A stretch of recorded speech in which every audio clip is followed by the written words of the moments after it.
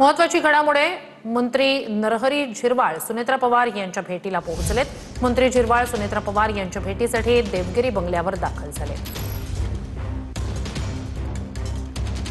मंत्री झिरवाळ हे सुनेत्रा पवार यांच्या भेटीसाठी देवगिरी बंगल्यावर पोहोचलेले आहेत। राष्ट्रवादीचा वर्धापन दिन जवळ आलेला आहे। 10 ऐवजी 11 तारखेला हा वर्धापन दिन साजरा केला जाणार आहे असं तटकर यांनी सांगितलंय। या सगळ्याच पार्श्वभूमीवर सध्याच्या राजकीय घडामोडींच्या पार्श्वभूमीवर मंत्री झिरवाळ सुनेत्रा पवार यांची भेट घेत आहेत। देवगिरी बंगल्यावर ते पोहोचलेले आहेत। अधिक या सगळ्या संदर्भात जाणून घेऊया आपले प्रतिनिधी अक्षय मंकणी यांच्याकडून। अक्षय, ही भेट नेमकी का?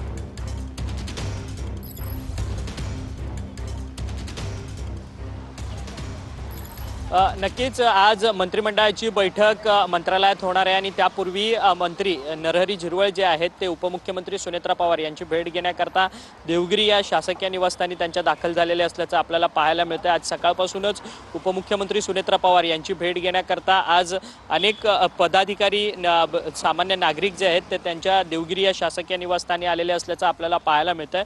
परंतु एकीकडे राज्य मंत्रिमंडळाची बैठक जी आहे ती दुपारी 12 वाजता मंत्रालयात सुरू होणार आहे आणि त्यापूर्वी मंत्री नरहरी झिरवाळ जे आहेत ते सध्या देवगिरी या शासकीय निवासस्थानी पोहोचलेले आहेत। त्यांची खरं तर उपमुख्यमंत्री सुनेत्रा पवार यांच्यासोबत त्या भेटीच्या दरम्यान काय चर्चा होणार आहे हे देखील पाहणं तितकंच महत्त्वाचं ठरणार आहे। परंतु मंत्री नरहरी झिरवाळ यांच्या संदर्भातल्या अनेक कॉन्ट्रोवर्शियल ज्या गोष्टी आहेत ते यापूर्वी देखील झालेल्या असल्याचं आपल्याला पाहायला मिळतात। त्यात वादविवादास्पद अनेक घटना ज्या आहेत त्या त्यांच्या संदर्भात झालेल्या आहेत। त्यामुळे त्यांचं मंत्रिपद जे आहे ते शाबूत राहणार आहे का हा सगळ्यात मोठा प्रश्न आहे।